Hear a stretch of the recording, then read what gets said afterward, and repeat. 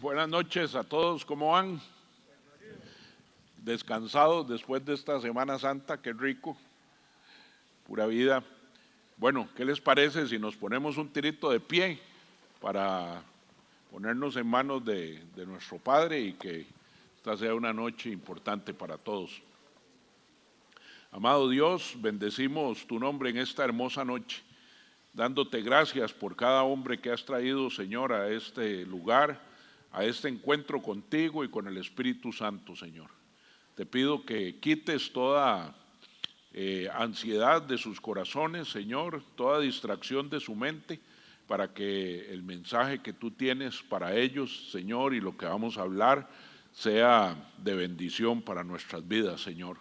Que podamos vernos reflejados no solamente en tu palabra, sino en tu sabiduría, Señor, y que podamos ir asimilando, Señor, cómo tú nos cuidas y cómo realmente quieres lo mejor para nosotros, Señor. Aunque a veces cuesta, Señor, que podamos entenderlo y que podamos verlo fácilmente, dispón nuestros corazones para que eso pueda suceder, Señor. Gracias por cada familia aquí representada, Señor, por cada jefe de hogar, Señor, por cada miembro de familia, si es que aún están solteros, Señor. Te pido que seas tú entrenando los corazones nuestros, Señor, para que cada día podamos parecernos un poquito más a ti, Señor, y poder entregar aquellas cosas, Señor, que al final terminan trayendo desconsuelo, desgracia, Señor, y dolor a nuestras casas y a nuestras vidas. Así es que nos ponemos en tus manos, Cristo Jesús. Amén y amén. Salude al que tiene ahí a la par, si no los conocen. Siempre es bueno ir teniendo cada vez más amigos.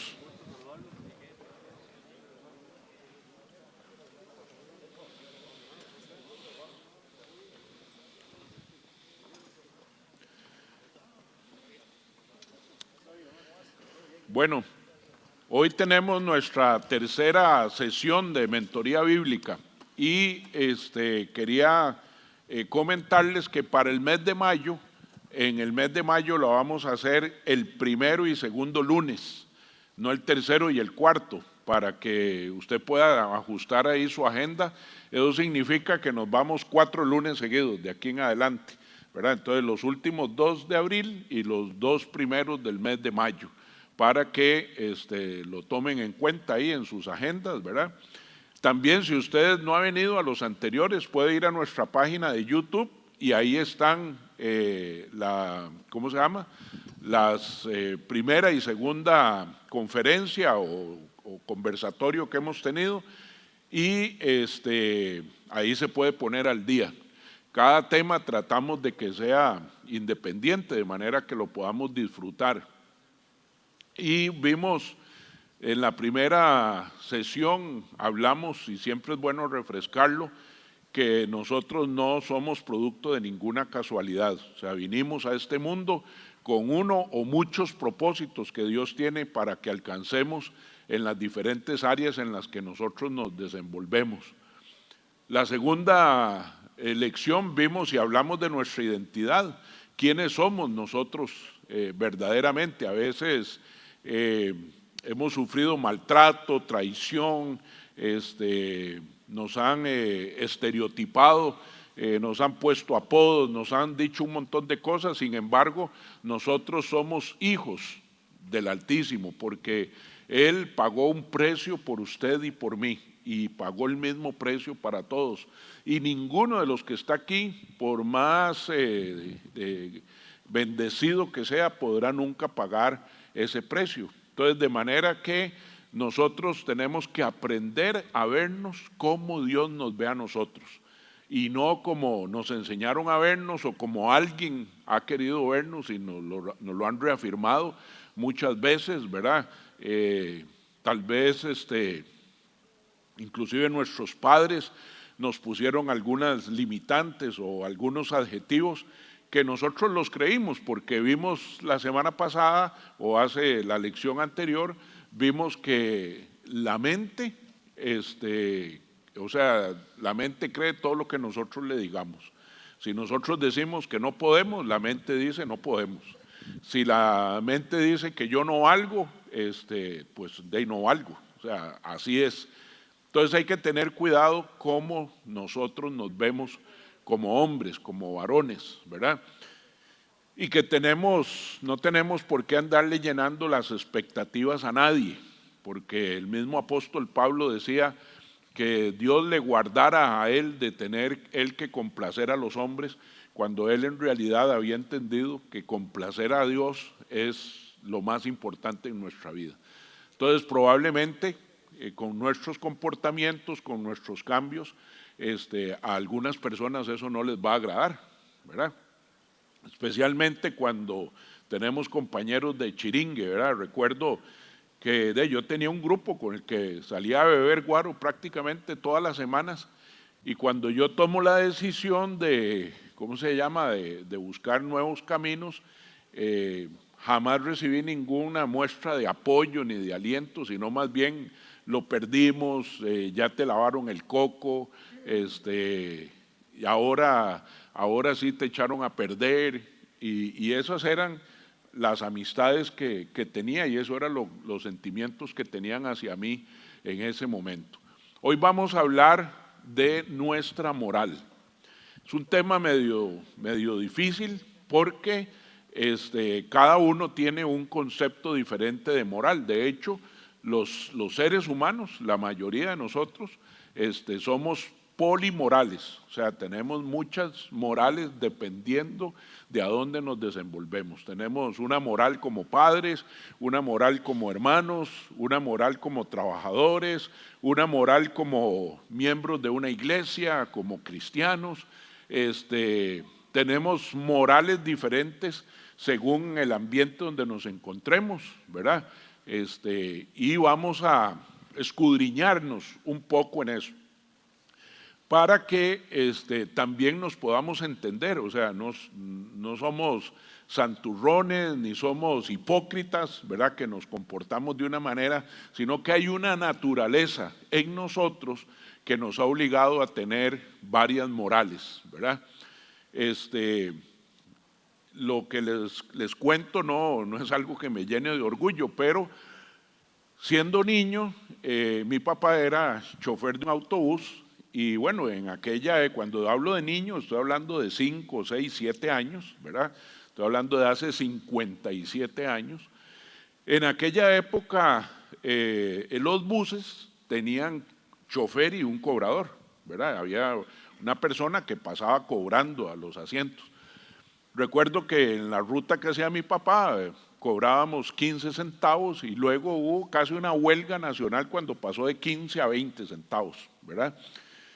Entonces mi papá me llevaba a trabajar con él, porque él se ahorraba pagarle al cobrador, y a mí me daba, digamos, una fracción ahí, algo me regalaba entre semana. Los fines de semana mi papá era mecánico de los autobuses, y entonces los fines de semana, llámese sábado en la tarde y domingo, había que ir a trabajar arreglando algunas cosas que tenían los buses malos, listos para el lunes. Pero la vida y los modelajes nos van marcando. Entonces recuerdo que en el bus había lo que se llamaba una María. Una María era un marcador, ¿verdad?, que marcaba cuántas personas iban en la carrera, y abajo tenía un número que se acumulaba, que no se podía borrar. La María sí se podía borrar arriba, pero el número acumulado no, ¿verdad? Entonces, cuando empezaba el día laboral, se tomaba el número acumulado. Vamos a decir que estamos empezando, entonces empezaba en 0000, ¿verdad? Y mi papá me pedía que contara cuántas personas iban en el bus. Y yo, pues desde pequeñillo, yo a los 5 años sabía leer, multiplicar, dividir, sumar, ¿verdad? Y mi mamá me había inculcado eso, entonces aprendí con los números muy rápido. Y yo iba y contaba 20, iban. Entonces mi papá venía 1, 2, 3, 4, 5, 6, 7, 8, 9, 10, 11, 12. Yo decía, qué raro, si yo le dije 20, ¿verdad? Bueno, con rapidito yo me di cuenta que al final del día, entonces él había empezado en cero y tenía 420, quiere decir que tenía 420 pasajeros por 15 centavos y esa era la plata que él tenía que entregar, ¿verdad? Lo que sobraba era de él, ¿verdad? Entonces, ya yo entendí por qué era que sobraba, ¿verdad? Íbamos en la noche a echar diésel al bus y entonces de ahí uno de carajillo, fiebre, le gustaba coger la manguera, ¿verdad? Y quitar el tapón y darle, ¿verdad? No habían, como ahora que uno saca un pistillo y se queda automático, ¿no? Había que sostenerlo ahí, ¿verdad? Y de ahí un bus consumía bastante diésel, el tanque era muy grande y entonces yo veía que le cabían 110 litros, ¿verdad? Pero cuando daban la factura decía 130. Yo decía, qué raro, pero si yo estoy seguro que eran 120, ¿verdad? Entonces, claro, ahí también me di cuenta cómo se redondeaban, ¿verdad? Su salario y sus cosas, y eso era modelaje. Mi papá nunca me dijo, cuente el 10% menos, era algo que él hacía ya, ¿verdad? Pero que yo siendo un niño ya me modelaba de que eso era normal en la vida, ¿verdad? Después, recuerdo que para mi papá, ser hombre era que todos en la casa comieran. Entonces, su mayor preocupación era la comida. Entonces, todos los días dejaba en la mesa un billete de 500 colones, todos los días. Y ese era cumplir. Cuando había alguna bronca en la casa, la primer pregunta que mi papá hacía es, ¿aquí alguien tiene hambre? O sea, nos estaba diciendo, yo cumplo con lo mío. O sea, lo mío es darle de comer a ustedes, ¿verdad? Y de ahí, esa era un modelaje de hombría, según él, ¿verdad? Salgo de la escuela, sexto grado, y mi papá tenía el concepto que ser hombre era salir a trabajar.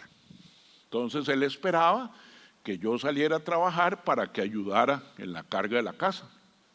Gracias a Dios que tuve una maestra que vio algo, ¿verdad?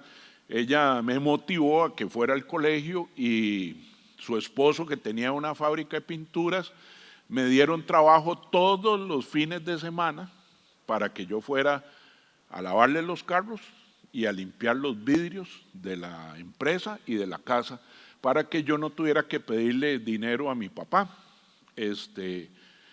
para que él no se molestara en saber que me tenía que dar plata a mí cuando yo debería estar trabajando.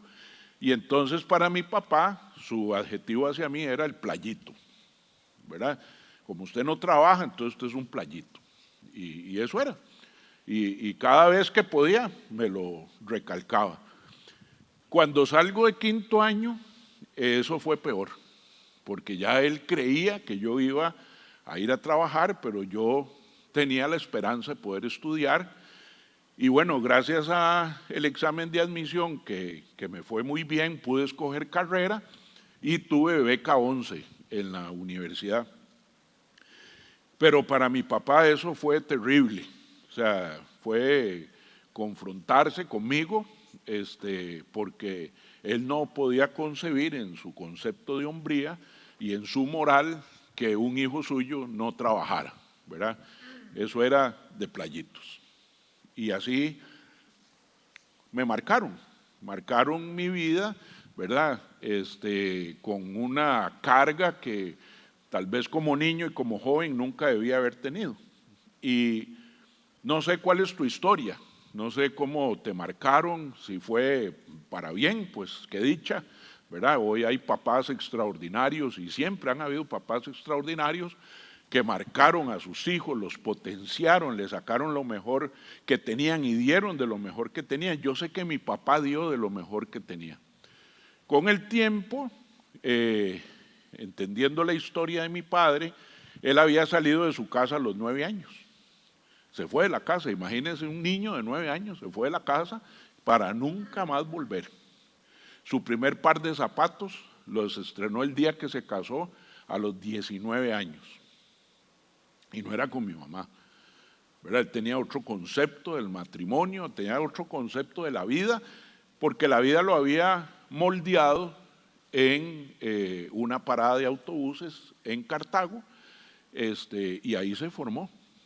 Entonces, la moral nuestra, la disciplina, los comportamientos son moldeados por personas que en teoría nos debieron haber ayudado, ¿verdad? Yo bendigo hoy a los jóvenes cuyos padres están en el Evangelio y ellos nacieron en el Evangelio, porque tienen otros conceptos totalmente diferentes, ¿verdad?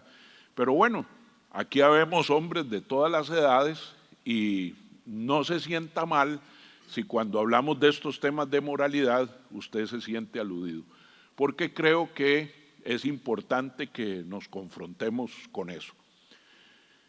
Entonces, nosotros somos de muchas morales. Tomamos lo que no es nuestro. No voy aquí a ninguno a hacer pasar una vergüenza, pero casi que podría apostar, si fuera que es válido, ¿verdad? Y tendría muchas posibilidades de ganar, de saber de que todos los que estamos aquí alguna vez hemos tomado algo que no es nuestro, ¿verdad?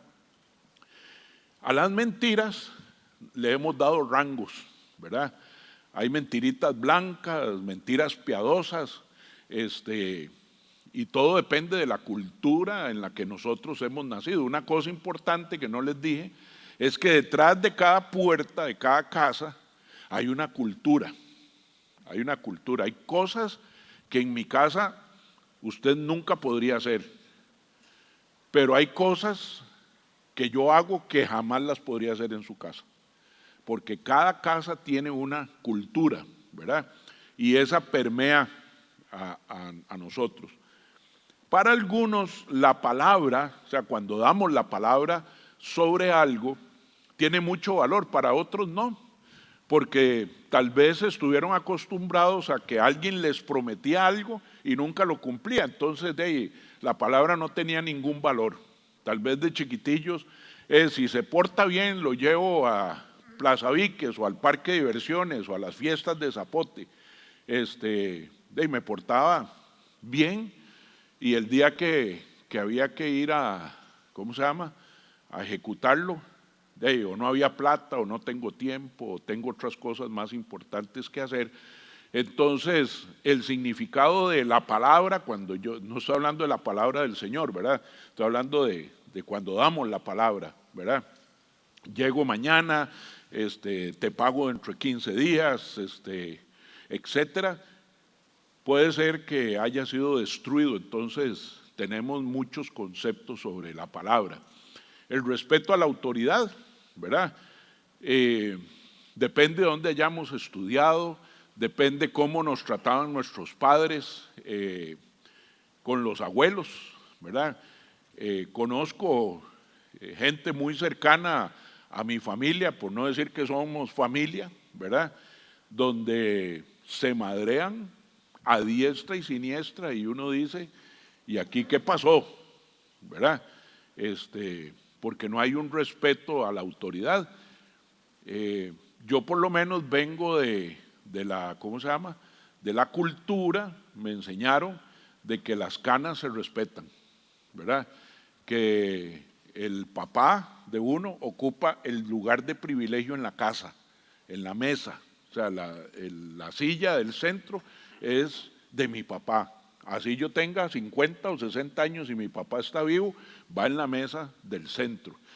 A mi papá se le sirve primero, ¿verdad? Y mi mamá va a su lado derecho. Así me enseñaron a mí, ¿verdad? Pero mis ojos han visto donde al viejito lo sientan allá lo más lejos posible, donde nadie le hable, ¿verdad? Porque tenemos conceptos diferentes de la autoridad, cada uno de nosotros. Cuando el profesor hablaba, nosotros callábamos, ¿verdad? Y en mi caso era la varilla o el borrador que tenían, así era. Ahora usted hace eso y el profesor sale esposado, ¿verdad? El profesor sale esposado de la escuela, Dios guarde, vuelva a ver mal al chiquito, ¿verdad?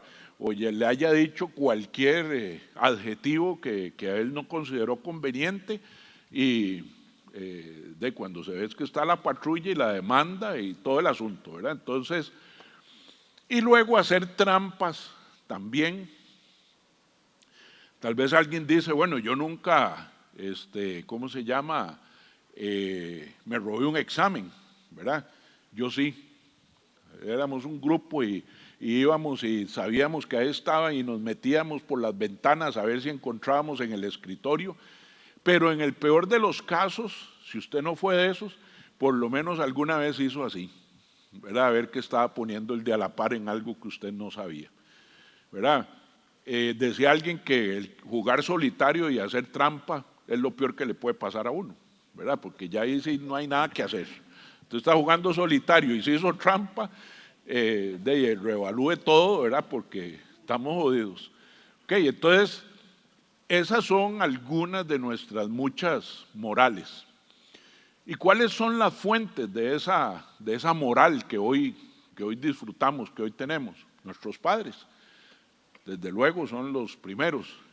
Los entrenadores. Bien decía Ricardo en la charla que nos vino a dar que nos contó cuando Saprissa estaba como ahora, ¿verdad? Y que en lugar de quitar al entrenador trajeron a Marcelo Emanuel, ¿verdad? Y les puso disciplina y los entrenadores ayudan mucho. Las autoridades, entonces era vaciloncísimo, no sé cuántos recuerdan, en Costa Rica era prohibido jugar en las calles.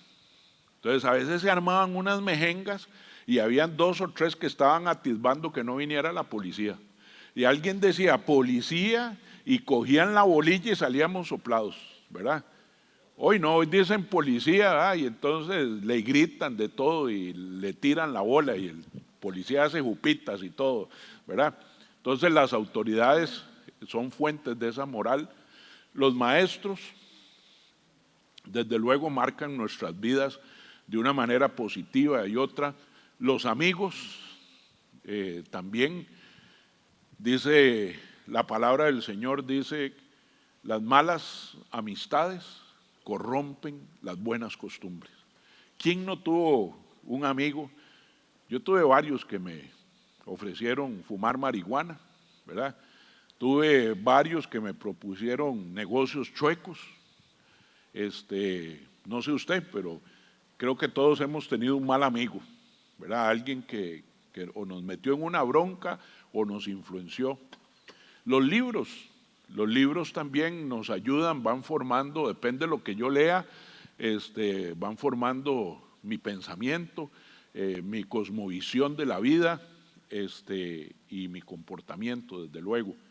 Y los pastores, ahora que somos, ¿cómo se llama?, del mismo redil, es una responsabilidad muy grande ser pastor, porque hay muchos oídos y hay muchos ojos mirando, y entonces no todos, ¿cómo se llama?, salimos adelante con ¿cómo se llama? Hoy, por causa de muchos pastores, hay personas que se han alejado del Evangelio, hay personas que han dejado su relación con Dios porque vieron en el pastor cosas que no debieron haber visto. De manera que esas son algunas de las fuentes de nuestra moral. Y yo espero que conforme las vaya mencionando, uno pueda ir trayendo, ¿verdad?, a memoria qué ha pasado conmigo. Dice Romanos 2, 14, 15, y la puse, para no distraernos. En este versículo Pablo dice algo muy interesante. Aunque nadie te haya enseñado nada, aunque alguien te haya influenciado de una manera negativa, Dios en nuestra naturaleza puso una naturaleza que es capaz de distinguir la diferencia entre el bien y el mal. O sea, supónganse que nadie nunca nos habló de ser buenas personas, de tener valores, nunca nadie nos mencionó nada.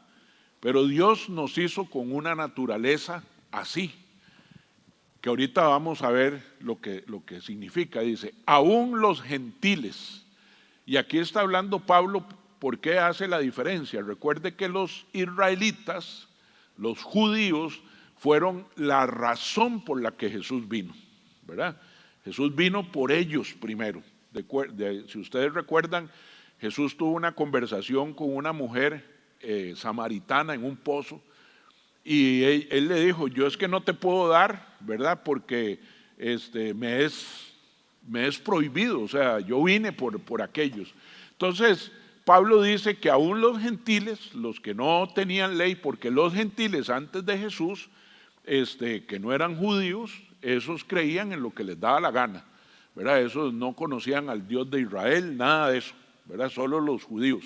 Entonces decía que aún ellos, quienes no cuentan con la ley escrita de Dios, muestran que conocen esa ley. ¿Cuándo? ¿Por qué?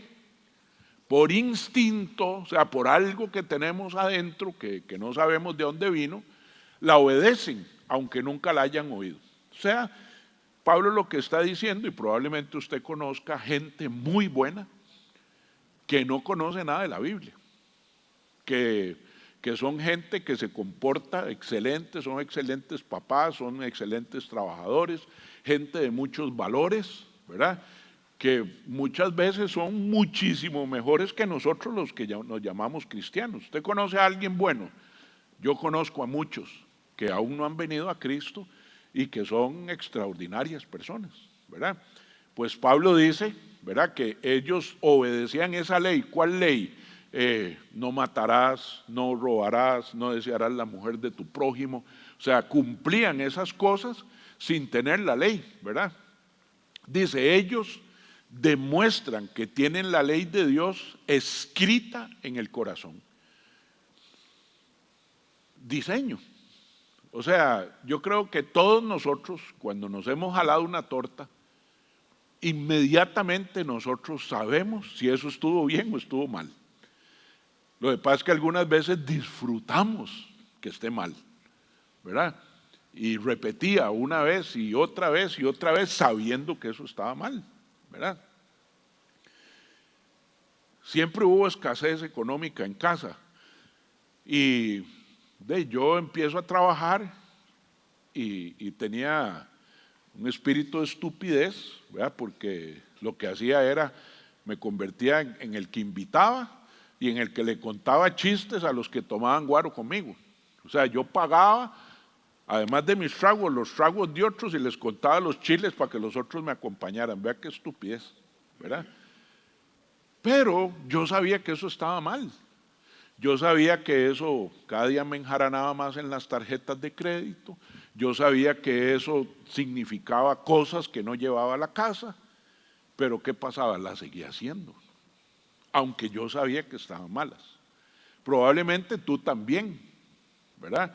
Sabes que eso está mal, pero lo sigues haciendo. Dice que entonces esos gentiles tenían la ley en el corazón porque su propia conciencia y sus propios pensamientos o los acusan bien o les indican que están haciendo lo correcto.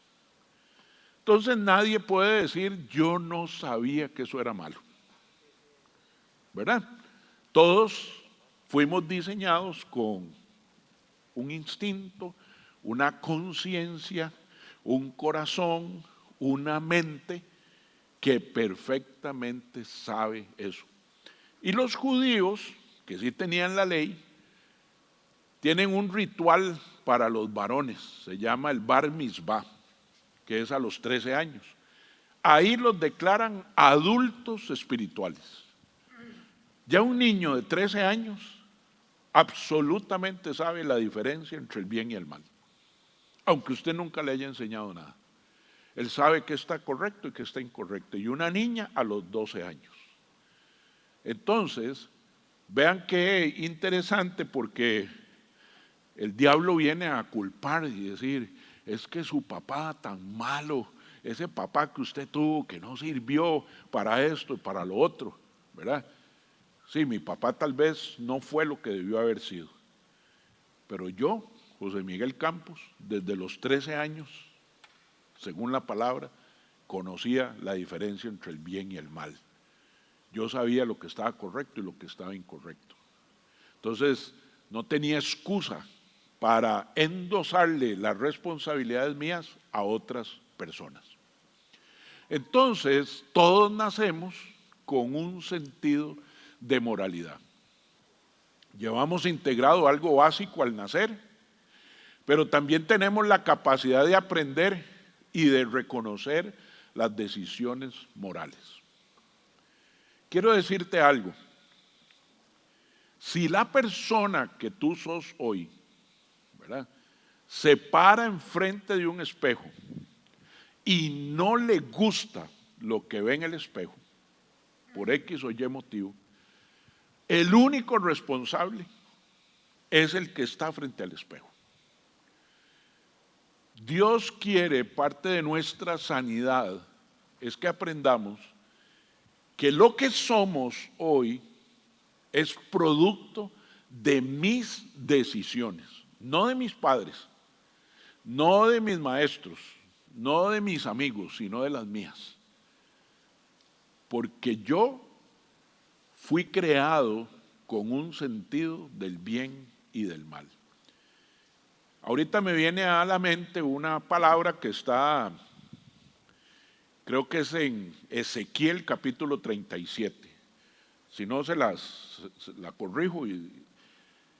Dice Ezequiel capítulo 37 algo como esto: nunca más se volverá a dar este dicho en Israel, que los padres comieron las uvas agrias y los hijos recogieron dolor de estómago.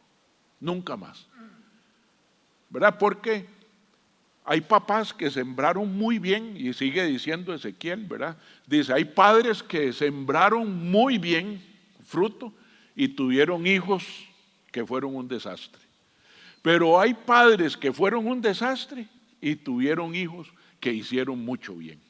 Entonces él dice, nunca más se va a volver a decir eso, nunca más lo vas a usar como excusa. Porque no importa los padres que hayamos tenido, los maestros, los entrenadores, los pastores que hayamos tenido, no importa, la decisión siempre ha sido mía. Entonces, parte del hombre teleios, el hombre completo, la primera sanidad de su corazón es hacerse responsable de todas las decisiones que ha tomado en su vida. Si escogió mal, recogió mal. Si sembró mal, recogió mal. Si sembró viento, recoge tempestades.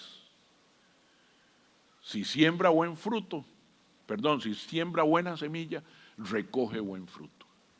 Entonces, Dios quiere en nuestra sanidad, en nuestro teleios, en ese hombre completo, Él quiere que nosotros reconozcamos que esas decisiones son mías. Tenemos retos en honestidad, ¿verdad? Este hombre llega a un hotel con una mujer y entonces rentan una habitación del hotel y él va a guardar a la caja fuerte algunas pertenencias que tiene, abre la caja fuerte y se encuentra un paquete con $50,000 dentro de la caja fuerte.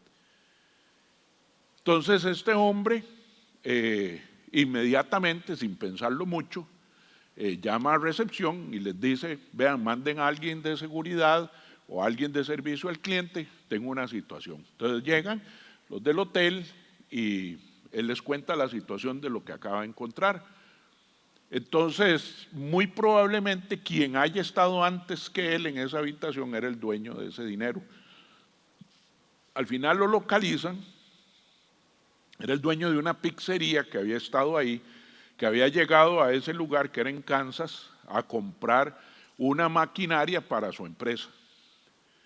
Y se había ido y había dejado el dinero ahí. Él nunca se recordó que estaba ahí. Entonces ya llegaron a la pizzería a devolverle el dinero. Entonces el dueño de la pizzería le dice, mira, yo tengo un hermano, dice que es periodista, y él quiere entrevistarte porque esa honestidad tuya es poco común, ¿verdad? Y a él le gustaría inclusive que lo acompañaras en el programa de radio y todo. Y él dice, no, jamás, no, deje usted su dinero y ya yo me voy. Y él le insistía y entonces al rato lo llama y le dice, mira, yo te agradezco mucho, dice, que me reconozcas esto, dice, pero hay algo que no te he dicho. La mujer con la que yo estaba en el hotel no es mi esposa y yo no puedo salir en esto. Entonces era un hombre honesto para unas cosas, pero no era íntegro en su totalidad. Entonces, no era honesto probablemente con su esposa. No sabemos si era honesto con la mujer que andaba, si le había contado que él era casado, no sabemos. ¿Verdad? Entonces, tenemos retos nosotros en la integridad, tenemos retos en cumplir promesas, especialmente a los hijos. Si hay algo que marca a los hijos, es cuando prometemos algo y no se lo cumplimos. Si hay algo que marca a la esposa, es cuando le prometemos algo y no se lo cumplimos. Ahí tenemos grandes retos. Tenemos retos con las deudas, ¿verdad? El Señor dice que primero no tengamos deudas con nadie, pero que si tomamos prestado de alguien, ¿verdad? Seamos también honestos e íntegros para poder pagar y honrar aquella deuda. Y tenemos un problema serio con la fidelidad. Nosotros, los hombres, tenemos un problema serio en nuestra sexualidad que impide a la mayoría de los hombres ser fieles a la mujer que Dios puso en el camino. Y ese es uno de los retos morales más grandes que nosotros tenemos, ¿verdad? ¿Cómo se determina el bien o el mal? ¿Verdad? Hoy la sociedad, ¿cómo se llama? Fluctúa mucho. Primero, esa medida puede provenir de nuestra conciencia interna, o sea, de lo que yo creo que es bueno y de lo que yo creo que es malo, ¿verdad?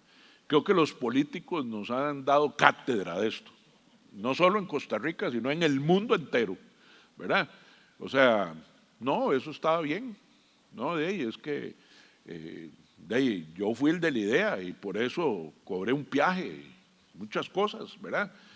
Las leyes terrenales también, ¿verdad? Las leyes, aquí hay muchos abogados, saben que las leyes tratan de determinar lo que en cierta materia está bien y está mal, lo que se permite y lo que no se permite, ¿verdad? Las tradiciones, cosas que vemos que todo el mundo hace, entonces como todo el mundo las hace, están bien, ¿verdad? Y el que no las hace es un tonto. Entonces, eso también lo determina. El modelaje, ya lo hablamos. Las normas de nuestros padres. Un día, al frente de mi casa, estando yo 17 años, 16 años, ya eso se ha perdido, pero antes se hacían bailes en las casas, ¿verdad? Entonces uno iba el jueves o el viernes a un bailecillo ahí en la casa de un amigo al frente. Y una amiga hace, al frente de mi casa, hacen un baile. Y estando ahí en la fiesta, en lo más y mejor, me dice, ay José, ¿por qué no traes aquel cassette? Yo tenía un cassette de los Carpenters, que en aquellos momentos estaba apenas saliendo los cassettes. Ay, anda a traerlo para ponerlo. Yo me voy soplado para mi casa, quedaba al frente, pero se me olvidó que yo llevaba el cigarro en la boca. Y entro a la casa con el cigarro aquí y mi papá. ¿Pero qué es eso que huele? Y ahí era yo. Ve, el cigarro quedó como a 200 metros del huevazo que me dio, ¿verdad? No hubo más Carpenters, no hubo más fiesta, ¿verdad? Y sacó 2 paquetes de ticos, que era lo que él fumaba, ¿verdad? Y me dice, ¿se cree muy machito usted para fumar? Entonces se va a sentar aquí conmigo. Yo me fumo uno y usted otro. No me había fumado 3, los ticos no tenían filtro y estaba vomitando yo, ¿verdad? Todo mareado. Pero vean qué interesante. Mi papá se le olvidaba que yo trabajaba desde los 5 años. O sea, yo sí me ganaba los cigarros. Él fumaba, pero no permitía que yo fumara. Y no sé cuántos de nosotros prohibimos cosas que nosotros sí hacemos. Y como que hay una dicotomía con eso, ¿verdad? Entonces, las normas de nuestros padres, la cultura vivida y el verdadero valor lo determina el pecado o la justicia de Dios. Y esa es la única regla que hay, que es infalible y que no cambia y no se adapta para Osquitar y para José Miguel, no es para noviembre, diciembre, no es para enero y febrero, sino que es para siempre. Dios determinó un set de reglas, ¿verdad? Y lo bueno es que Él no cambia, ¿verdad? Él no es líquido, como dice el pastor Juan Varela, dice que hoy vivimos en una modernidad líquida. ¿Verdad? El líquido, ¿qué hace? Toma la forma del recipiente que lo contiene, ¿verdad? Entonces, hoy la modernidad líquida se adapta a donde esté. Entonces, si allá fuman, yo fumo. Si aquí le hacen a la coca, le hacemos a la coca, ¿verdad? Y entonces nos vamos adaptando. Sin embargo, hay algo que es infalible y es el pecado o la justicia de Dios, ¿verdad? La moral que determina la sociedad son arenas movedizas, ¿verdad? Uno nunca sabe a dónde está parado, ¿verdad? Hoy puede ser, la gente va a juicios y dice, es que depende del juez que le toque, depende de la interpretación, depende del fiscal, depende de los abogados, son arenas movedizas, siempre en un estado fluctuante, todo es relativo, cambia de continuo. Ahora hay que tener mucho cuidado cuando se habla del género, por ejemplo, ¿verdad? Hay que tener mucho cuidado cuando usted habla del pecado. O sea, para el Señor, pecado es pecado y nosotros creemos que el violador y el asesino, esos van a ser castigados de una manera peor que aquel que dijo una mentirita blanca. Para Dios, pecado es pecado. Y tenemos que ir entendiendo eso. ¿Por qué esa moral es la que debemos seguir? Bueno, porque el carácter de Dios nunca cambia. Dice, yo soy el alfa y la omega, el principio y el fin. Yo he sido, yo soy y yo seré. Entonces no era como nosotros o nuestros padres, ¿verdad? Depende cómo anduvieran, entonces así permitían cosas o no, ¿verdad? Si querían quedarse solillos, entonces, papi, voy a ir a la esquina. Sí, vaya, vaya. Y después llegaba uno, papi, ¿puedo ir a la esquina? Usted está loco, ahí solo vagos en esa esquina. Pero y me dejaste ir el viernes. Pues es que el viernes yo tenía otro business. ¿Verdad? Para Dios, pecado es pecado y hay algo muy interesante. La paga de ese pecado es la muerte. Y cuando decimos muerte, no estamos hablando de muerte física. La Biblia habla, ¿verdad? La infidelidad, por ejemplo, mata el matrimonio. La infidelidad mata las relaciones padres e hijos. La infidelidad mata la relación esposo-esposa. La infidelidad mata la economía. Y entonces todo termina en muerte, porque dice que el ladrón, Satanás, vino a robar, a matar y a destruir. Entonces se robó la felicidad, se robó el compañerismo, ¿verdad? Destruyó un hogar, destruyó una familia, destruyó una herencia, destruyó un legado. Entonces siempre termina en eso. Así sea que hayamos matado a alguien o que hayamos mentido. ¿Verdad que sí?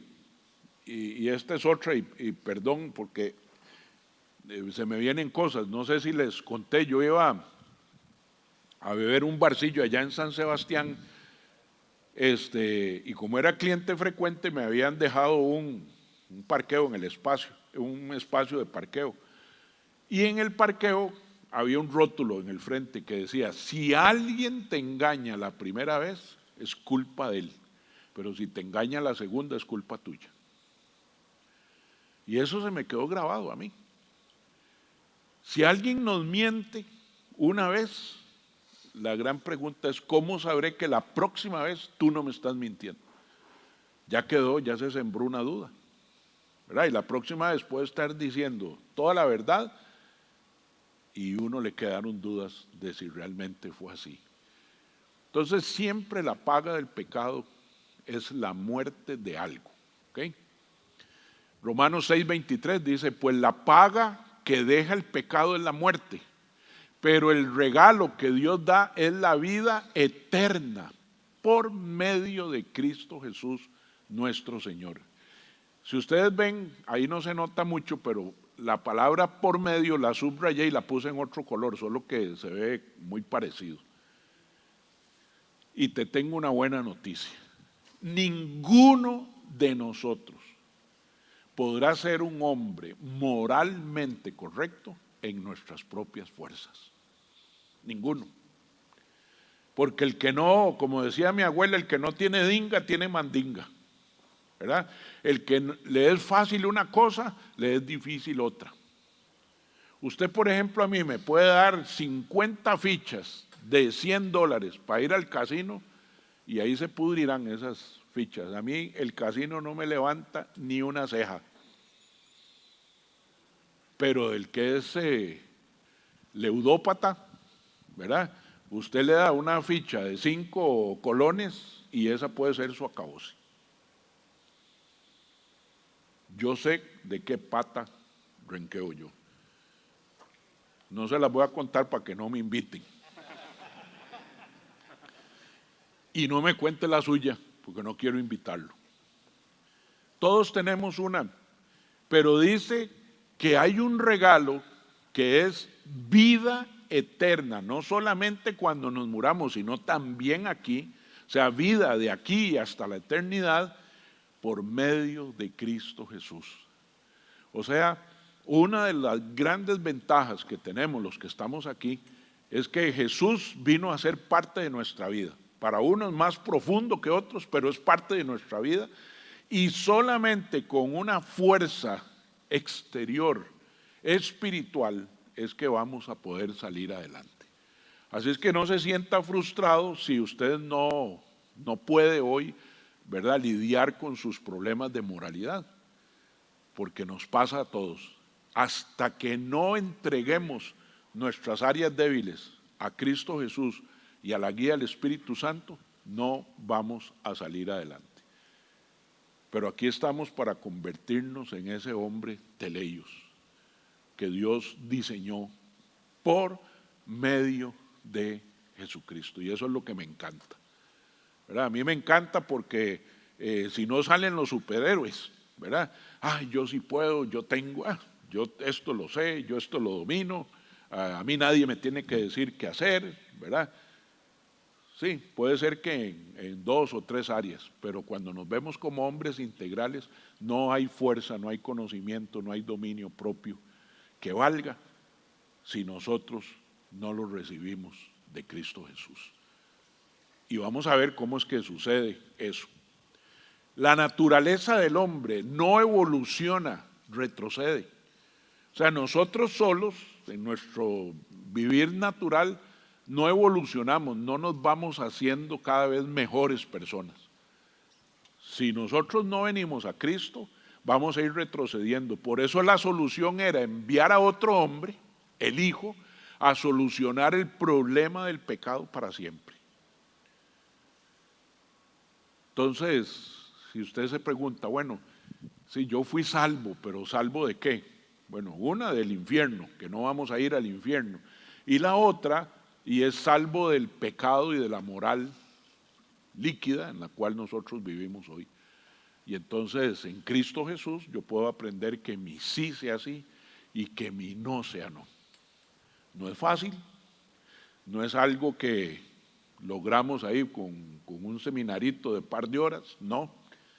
Es luchando toda una vida, pero con una guía, con una barda que Jesús es el que la pone y teniéndola siempre en cuenta.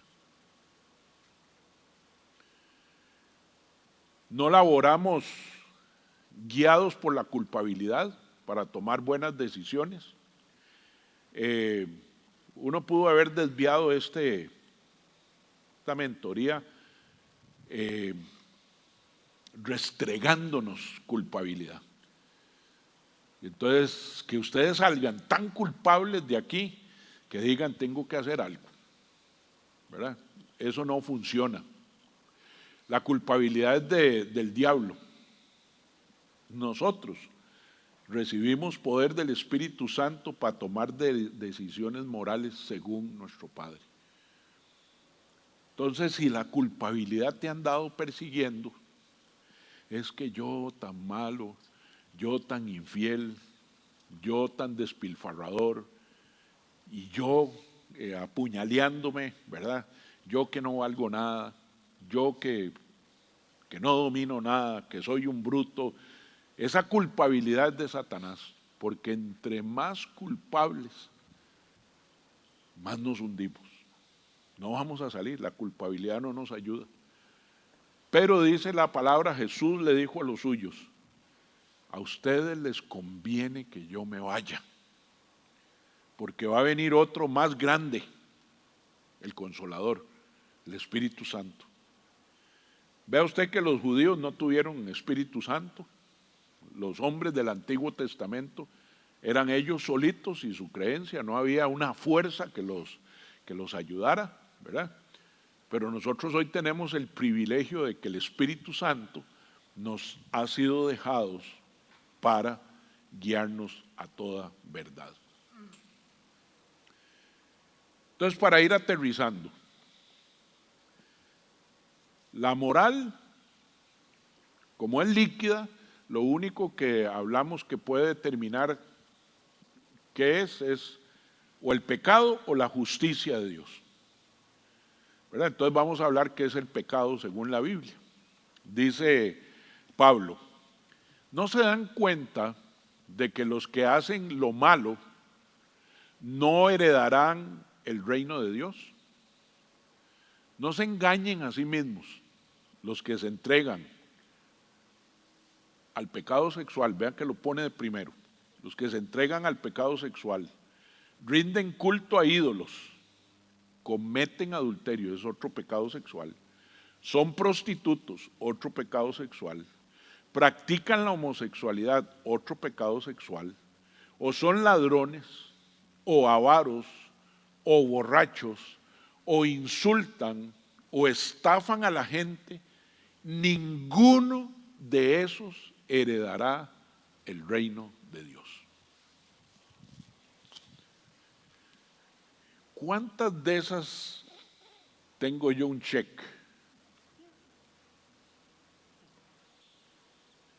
Pues según la palabra, seguir teniendo este totogol, ¿verdad? Va a hacer que yo no herede el reino de los cielos. Entonces, para el Señor esto es pecado, porque ¿qué es lo único que me puede alejar de la vida eterna? El pecado. Entonces, esto es pecado. Vea que le llaman hacer lo malo. ¿Por qué hago énfasis en esto? Porque muchas de estas cosas hoy la sociedad nos está enseñando y quiere convencernos que no es pecado. Y dice la palabra, en los postreros tiempos llamarán a lo bueno malo y a lo malo bueno.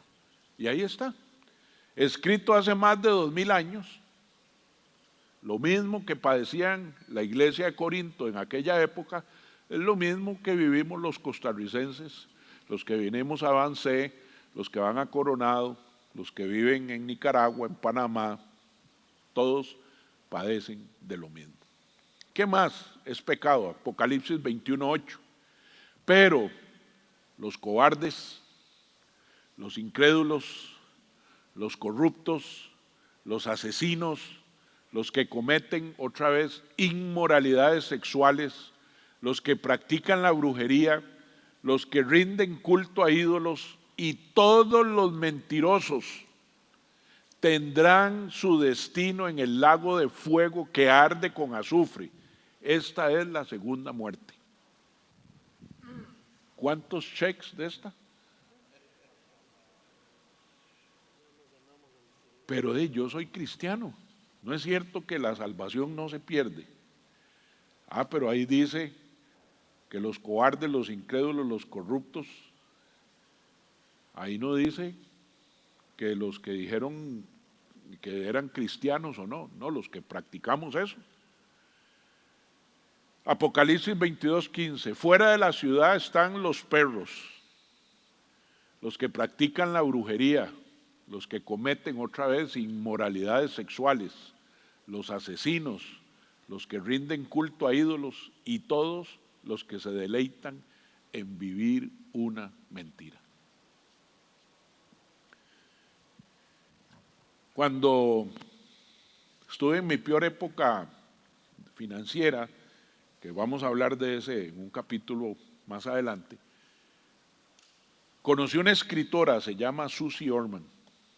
Susie Orman escribió un libro que se llama Los 9 pasos para la libertad financiera. Ese fue el primer libro que Dios puso en mi camino para que yo lo leyera. Y lo primero que dice Susie Orman es lo que dice Apocalipsis, la última parte, que si la aprendemos a leer bien, nosotros no debemos vivir en mentiras, sino que debemos vivir en verdad, ¿verdad? Entonces, Dios quiere que nosotros aprendamos a vivir en verdad, que nuestro sí sea sí y que nuestro no sea no. Y ella decía, ¿qué pasa si usted tiene una suegra que lo quiere mucho y resulta que viene el Día de la Madre, ¿verdad? Y esa suegra tiene 3 hijos que también la quieren mucho y son hijos que les va muy bien, pero usted está quebrado. Entonces usted sabe que los hijos de esa suegra van a llegar con grandes regalos el Día de la Madre. Y usted no se quiere quedar corto, ¿verdad? Porque ¿qué van a decir los demás? Entonces usted va y vuelve a sacar la tarjeta, paga el tarjetazo y, ¿cómo se llama? Y le lleva un gran regalo a la suegra. Dice, usted llenó las expectativas tal vez de la suegra y de los otros, pero no las suyas ni las del Señor, porque el Señor nos ha pedido que vivamos en verdad. ¿Cómo se sentiría usted de llevarle una tarjetita a la suegra, ¿verdad? Deseándole feliz Día de la Madre, escrita a mano? Ni siquiera fue que la compraste, sino que usted la hizo, dobló una hojita ahí, y le dice, suegra, esta vez no le puedo regalar nada, porque estoy pasando una situación económica muy difícil. ¿Usted iría a la casa de la suegra el Día de la Madre, delante de todos los que sí llevaron regalo? Probablemente no. No vamos a ir, porque no estamos acostumbrados a afrontar nuestra verdad. Pero el Señor dice que si nos deleitamos viviendo una mentira, ¿verdad? También vamos a perder la vida eterna. Y Dios está preocupado de que usted y yo no podamos disfrutar esta vida. Él dice que vino para darnos una vida en abundancia, pero tiene que trabajar en las bases primero. ¿Están conmigo? ¿Verdad? Entonces, esto es pecado. Santiago 4:17. Recuerden que es pecado saber lo que se debe hacer y luego no hacerlo. O sea, es tanto pecado el mal que hago como el bien que no hago. Que probablemente pocas veces pensamos en eso. Nosotros nos esforzamos mucho por no hacer el mal que no debo hacer, pero nos esforzamos cero por hacer el bien que sí debo hacer. Otro número de la rifa. Es igual de pecado. ¿Y el pecado me aleja de qué? De mi Padre, me aleja de la vida eterna. Entonces, vean que cómo le hemos dado vuelta, ¿verdad?, a esa moral, a esa vida, cuando en realidad nosotros tenemos muchísimas cosas que no estamos haciendo bien. Los pecados no son errores, sino decisiones deliberadas. Los errores no necesitan arrepentimiento, los pecados sí. ¿Qué pasa si un amigo les manda un WhatsApp, usted lo abre y es una vieja chinga? Listo. Y usted abrió el WhatsApp, usted no sabía qué era lo que tenía y llegó y lo borró y listo. Y le manda un WhatsApp al amigo y le dice, mira, por favor, no me envíes este contenido, este tipo de contenido. Un error. Vi igual la vieja chinga que vieron todos los demás del grupo de WhatsApp. Pero ese error no necesita que yo me arrepienta de nada, porque ese error yo lo confronté como debía confrontarlo. El problema es si lo guardo y después en la tarde, cuando voy para la casa, vuelvo a abrir el WhatsApp. Y a la mañana siguiente vuelvo a abrir el WhatsApp otra vez para ver la misma. Ya eso es un pecado deliberado. Entonces sí, cometemos muchos errores, pero si el error yo lo confronto y lo enfrento como Dios ha pedido que lo hagamos, yo no tengo por qué andarme arrepintiendo de errores que yo cometo. Todos cometemos errores. Se me olvidó enviar el correo, se me olvidó advertirle a alguien, se me olvidó comprar lo que tenía que comprar, se me olvidó el programa tal. Entonces, debemos vivir en verdad aceptando nuestros errores y eso no necesita arrepentirse. Los que sí necesitan son los pecados que son acciones y decisiones deliberadas. Yo sé lo que estoy haciendo, yo sé a qué vine a esta página, yo sé cuál es la página, yo sé dónde la tengo guardada. Entonces tengo que entender que eso lo único que hace es llevarme a una paga que va a ser la muerte, tarde o temprano. No voy a recoger nada bueno de eso. Entonces quiero que hablemos, no sé si notaron que tanto Jesús, que es el autor de Apocalipsis, porque él se lo dictó a Juan, Pablo, ¿verdad? En todas sus definiciones de pecado, la inmoralidad sexual salió de número 1 ahí. La inmoralidad sexual viene desde los pecados de nuestros padres. Y aquí no estoy hablando de tu papá y de tu mamá, estoy hablando de Adán y Eva. Esos son nuestros padres espirituales. Cuando Dios creó a Adán y Eva, que vivieron un tiempo en el paraíso, ellos andaban desnudos, no tenían, la malicia no existía, era perfecto, todo lo que necesitaban lo tenían una relación con Dios, pero el pecado vino a romper todo eso. Lo explicó el pastor Jorge en su última prédica, que si usted quiere profundizar un poco puede verla ahí en YouTube también, ¿verdad? Pero esa inmoralidad sexual es devastadora. Nos llena de culpabilidad, normalmente la hacemos en secreto y tiene un problema que es profundamente adictiva. Si hay un pecado que ha hecho caer a hombres a lo largo de la historia de la humanidad, es el pecado sexual. Vean, Abraham con Agar, no supo esperar a pesar de que ya era un hombre llamado el padre de la fe. Vean a David con Urías el leteo, vean a David con, ¿cómo se llama?, Betsabé. Un desastre su familia, después de eso lo vamos a ver ahora más adelante, ¿verdad? Vean a Sansón. La mayoría de los hombres han caído, políticos reconocidos, ¿verdad? Bill Clinton, póngale el nombre. Las mujeres y la sexualidad ha sido un tremendo dolor para los hombres.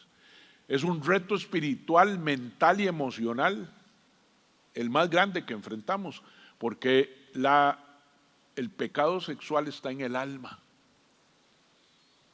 ¿Por qué está en el alma? Porque nace en la mente ¿verdad?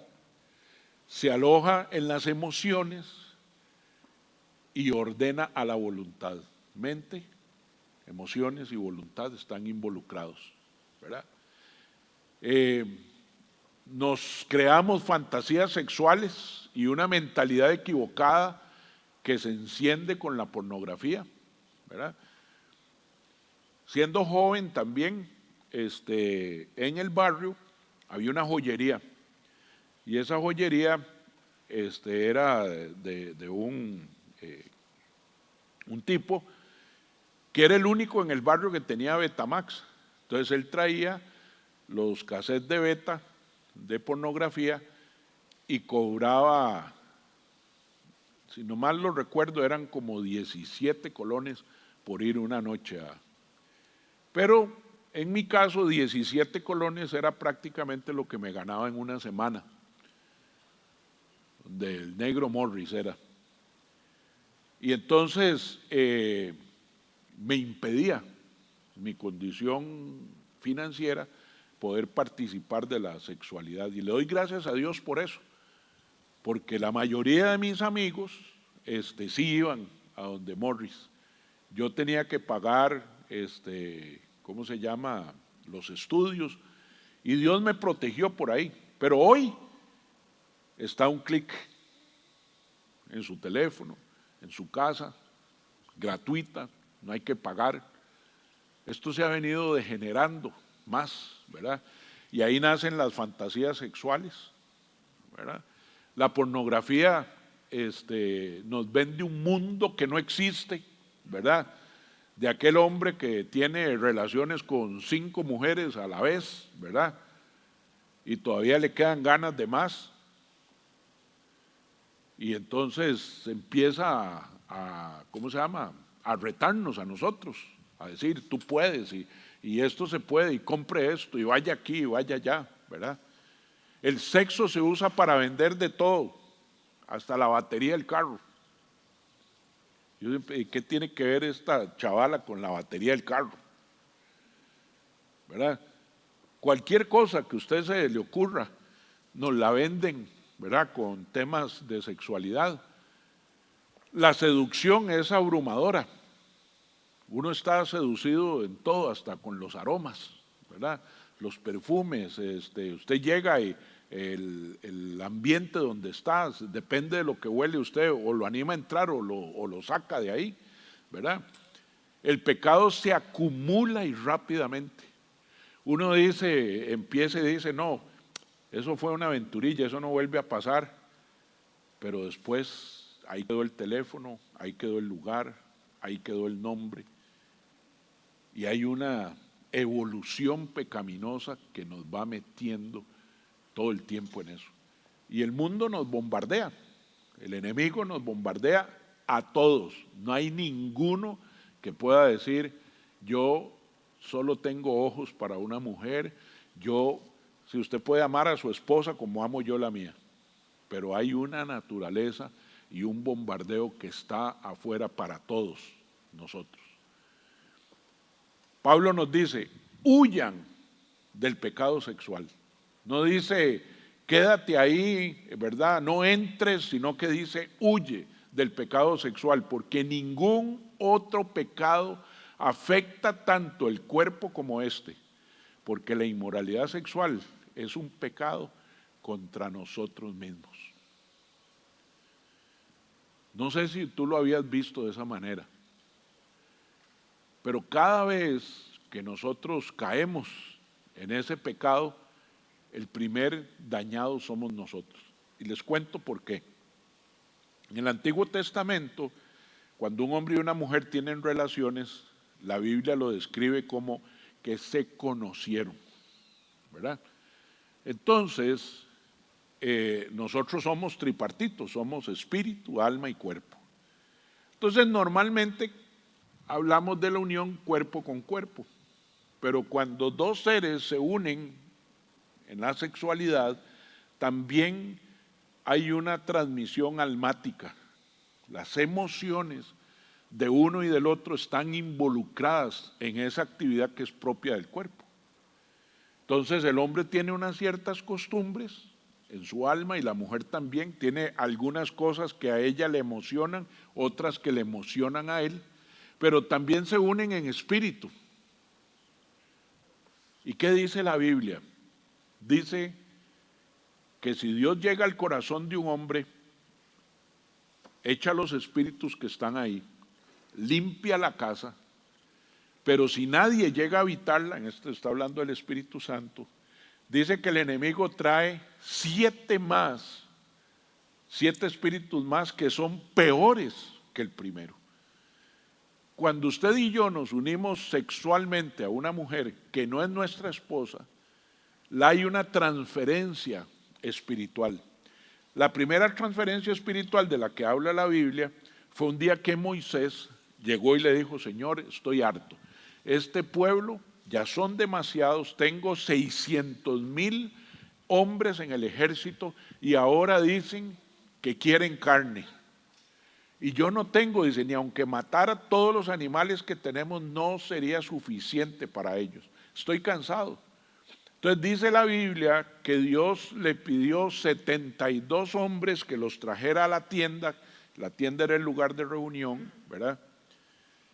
Y dice que cogió el espíritu de Moisés y se lo puso a los 72 hombres. O sea, espiritualmente hizo 72 Moisés. Y ahí hay una lección de la transferencia espiritual que tenemos con otra persona. Entonces, hay personas que están atadas espiritualmente, hay personas que espiritualmente no han superado muchas de sus traumas, muchas de sus dolencias morales, y cuando se unen con nosotros hay una transferencia. Es como una maldición, que si usted no la entiende, usted va después para su casa con su alma y con su espíritu lleno de cosas almáticas, emociones almáticas y temas espirituales que usted no tenía. Entonces ya empieza a despreciar lo que tiene en la casa. Y ahí entramos en un círculo, porque cuando nos conocemos hay una transferencia de cuerpo, alma y espíritu. Entonces todos los chamucos que ella pueda tener me son transferidos a mí. ¿Y saben qué es lo peor? Que si después yo voy a tener relación con mi esposa, esos chamucos también entran en el espíritu y el alma de mi esposa. Y entonces hay un círculo vicioso de mal que empieza a propagarse. Y por eso Pablo dice que es un pecado contra nuestro propio cuerpo.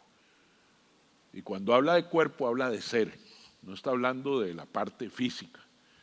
Dice Pablo también en 6 del 19 al 20, ¿no se dan cuenta que su cuerpo es el templo del Espíritu Santo, quien vive en ustedes y les fue dado por Dios?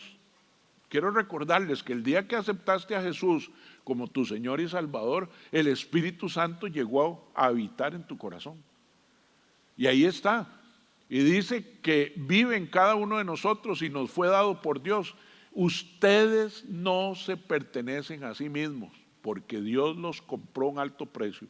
Por lo tanto, honren a Dios con su cuerpo. Vean qué interesante. ¿Por qué creen que Satanás quiere cautivar tanto al hombre en la sexualidad? Para arrebatarle al hombre lo que Dios le dio. Esa es la razón. La razón no es para que se sienta más hombre, es porque él es incompatible. Lo que Dios nos ha dado, él quiere quitárnoslo a nosotros. Y entonces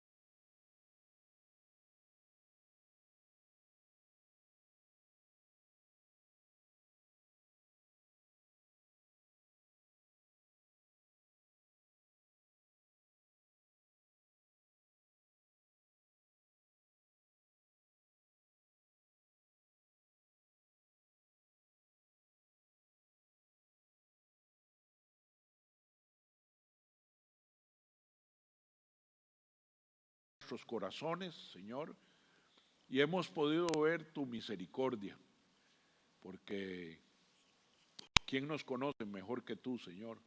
Tú nos formaste en el vientre de nuestra madre, conoces nuestro despertar y nuestro acostar.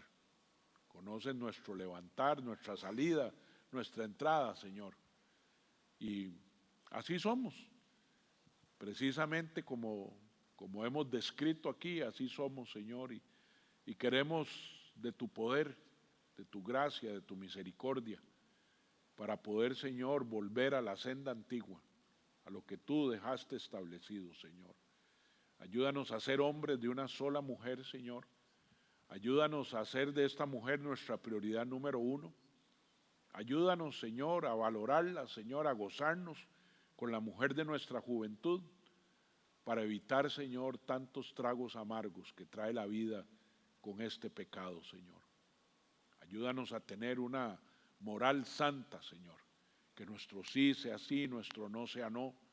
Señor, que podamos ser hombres de palabra, que podamos ser hombres transparentes, honestos, Señor. Que la palabra nuestra tenga valor, Señor, y que sea tenida en gran estima, porque proviene de un Hijo tuyo, Señor. Danos revelación de tu Espíritu Santo, amor, poder y dominio propio del mismo, Señor, para poder, Señor, vencer las artimañas del enemigo. Eliminamos de nosotros la culpabilidad, la vergüenza, y nos declaramos vulnerables delante de ti, Señor. Ayúdanos a buscar un buen amigo para confesar nuestras faltas, para poder entregarle cuentas a Él, Señor, y danos el valor, Señor, para comentar esto con nuestra esposa, para que ella, Señor, pueda ayudarnos a salir adelante. Igual nosotros a ellas, porque ellas no están exentas de esto. Gracias por tu amor y tu misericordia. Y te pido que esta semana que empieza esté llena de triunfos, Señor, de pasos de seguridad, de que vamos por el buen camino.